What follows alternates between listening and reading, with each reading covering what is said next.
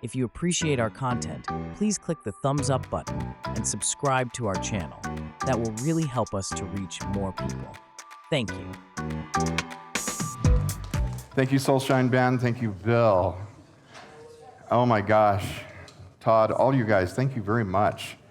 When I asked Bill to do that, he said no, because he didn't know that he could do that. And then I asked Todd, and he said, well, I'm going to talk to him. And he said, yes, he'll do that.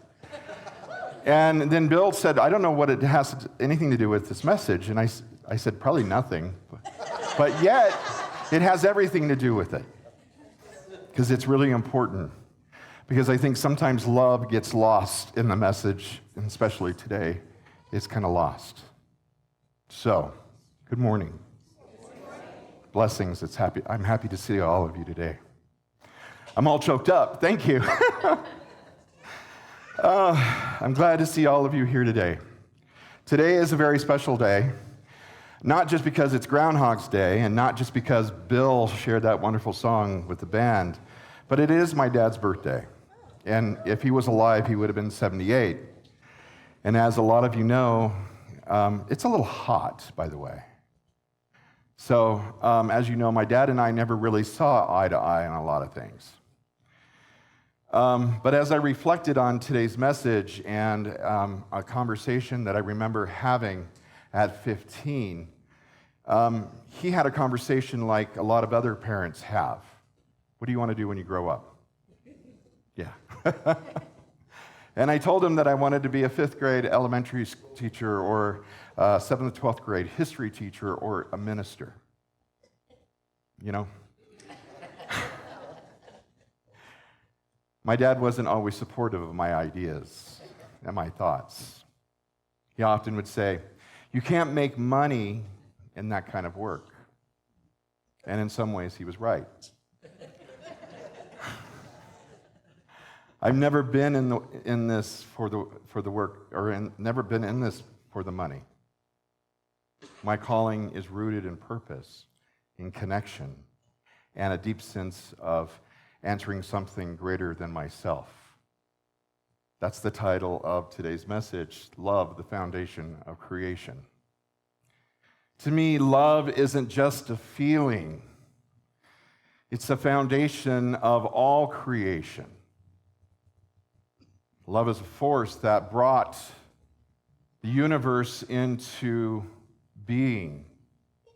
It holds everything together and has guided me through life's darkest moments.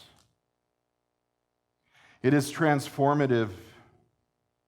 It is a transformative power that brought me from addiction and homelessness to healing and growth. Even during when love felt far away, even it was quietly working within me, shaping me into the person standing in front of you today.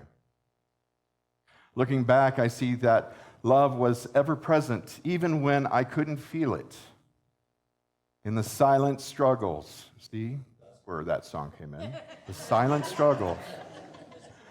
Love was quiet, but it was an unrelenting force, guiding me and reshaping me and reminding me that I was never truly alone.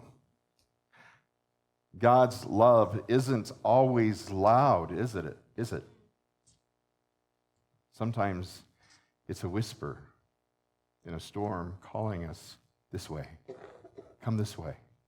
Keep moving forward.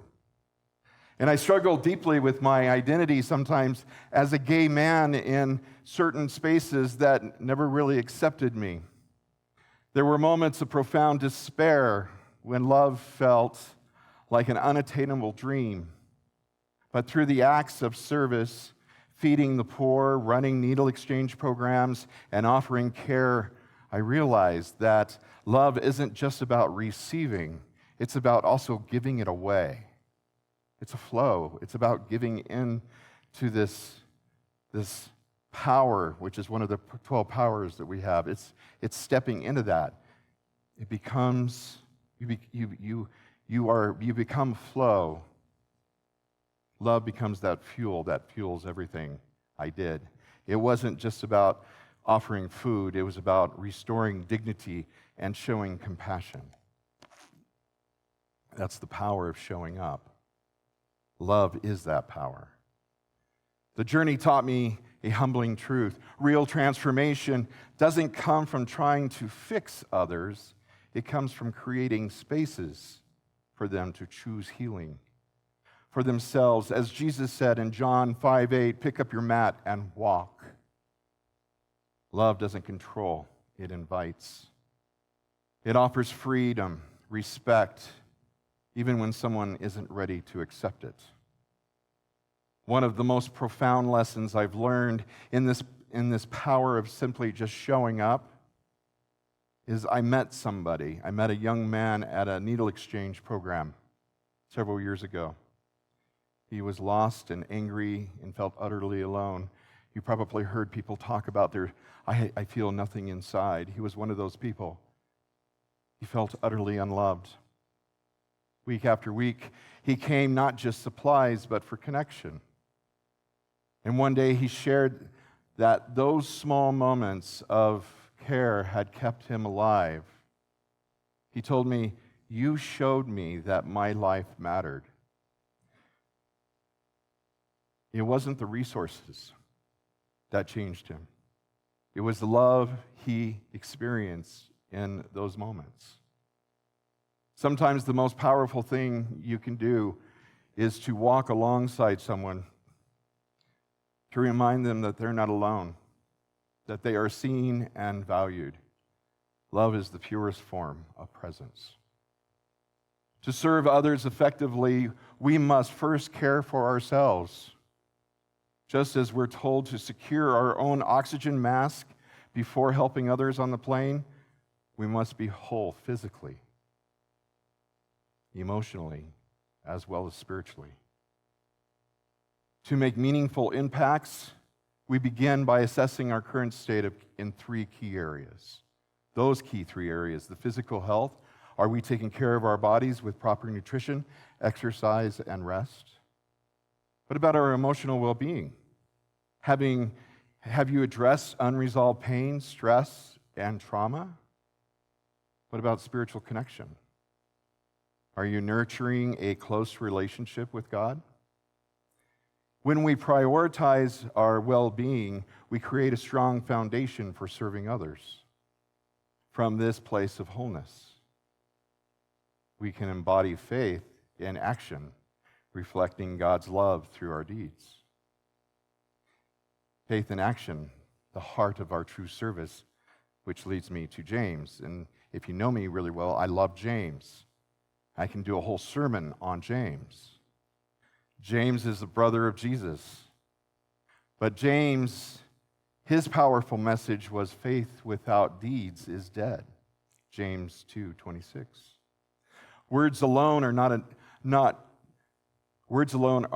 enough.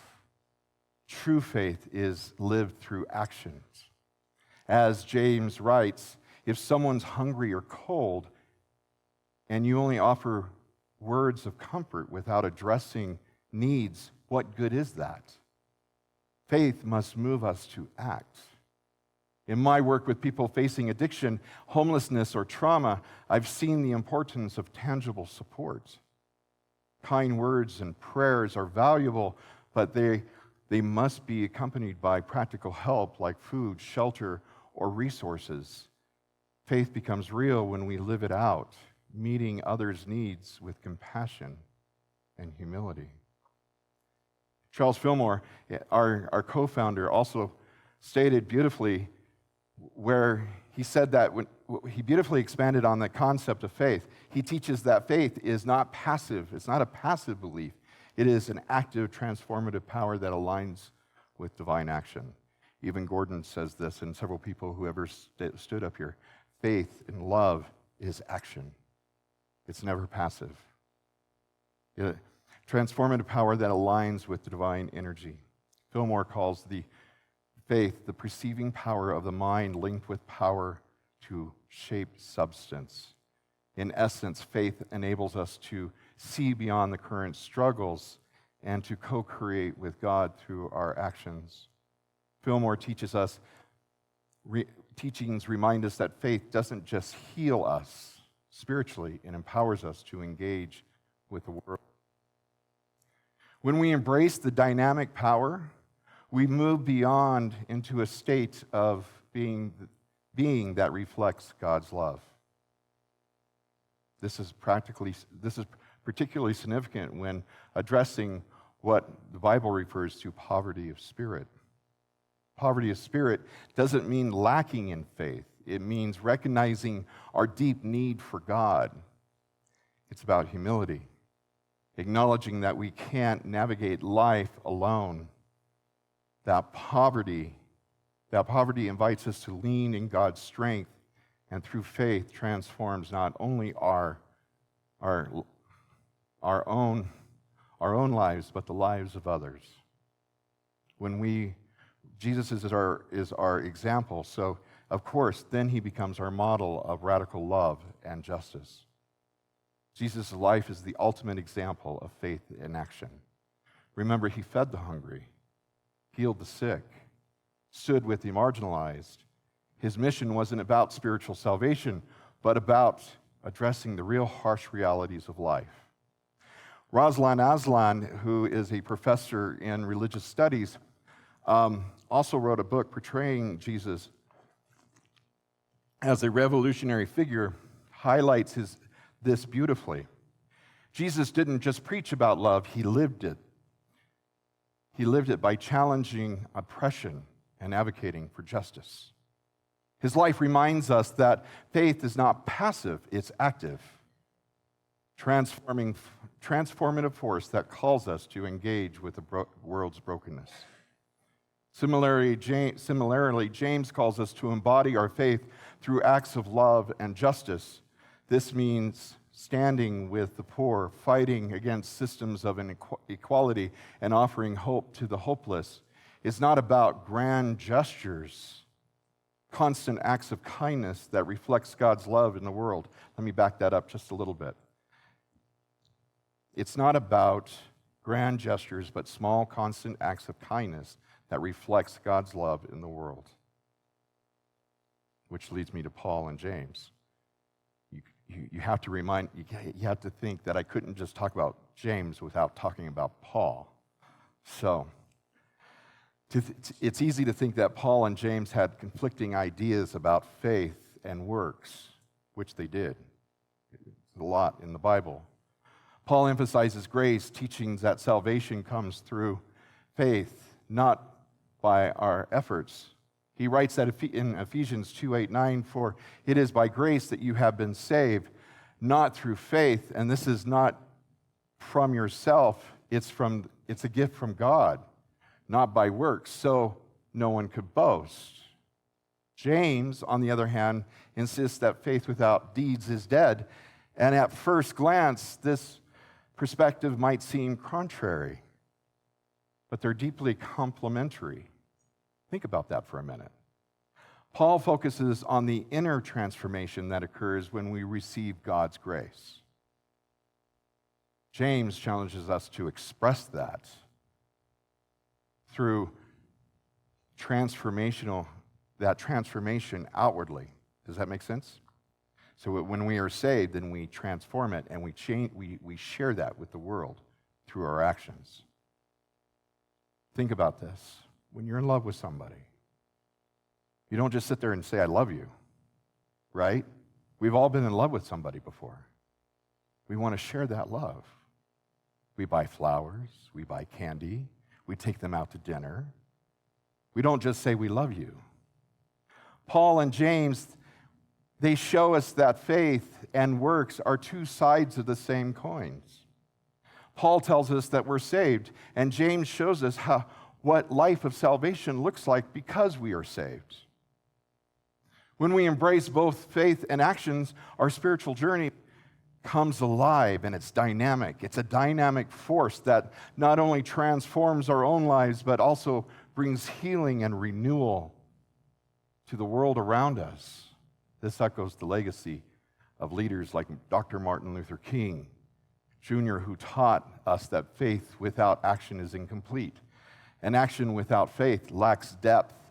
He shows us that justice, rooted in love, is a transformative power capable of reshaping societies and hearts alike. Dr. King's work was grounded in the belief that social justice is not optional, but it's essential.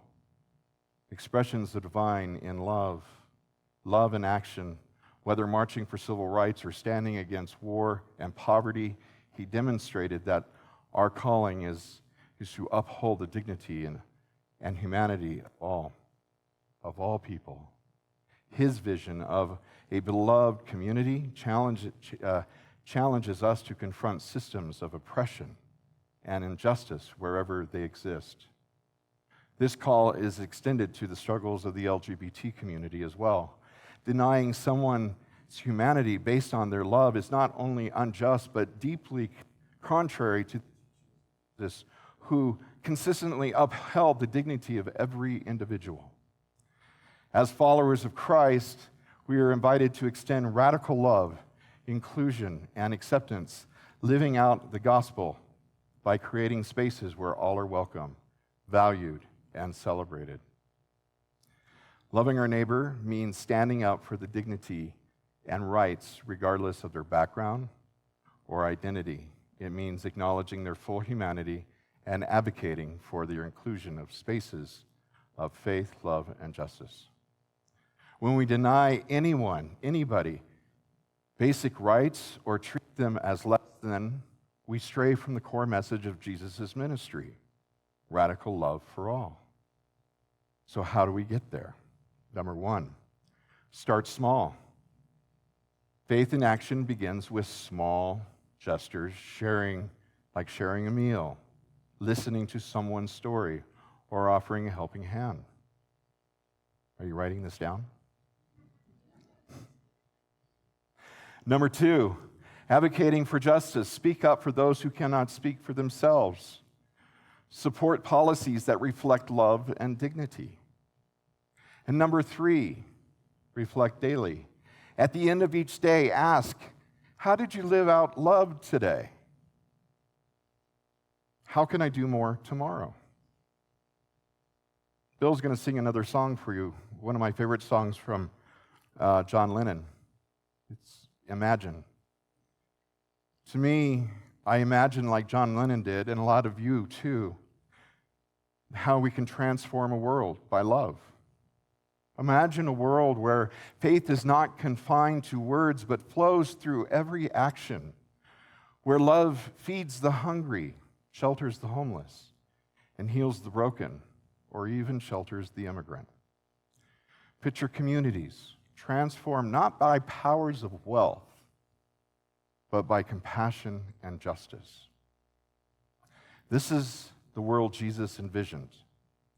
This is the world we are called to create together. So I leave you with this challenge. If James is correct, and if faith without works is dead, how will you live out your faith today? What steps will you take to embody love and make a difference in this world? Let me leave you with this. Love is the foundation of creation. It is the divine essence that flows through us, connecting us with God, with each other, and the world.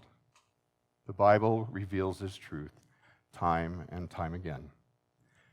God is love, and we are here to embody that love through our thoughts, words, and actions. In unity, we affirm that we are co-creators with the Spirit, and we live in the energy that fuels that creation. As James 2:18 reminds us, show me your faith without deeds, and I will show you my faith by my works. And our faith is grounded in love, must be made visible in how we show up in the world. The world is waiting for us to rise, not just as believers, but as doers, as creators of reality rooted in divine love. When we let the Christ within guide us, we become the hands and the feet and the heart of God in action. As for me, I will show you my faith by my works. Together, let us express the foundation of love, the foundation of creation, and transform our lives and the world around us. And so it is. Namaste.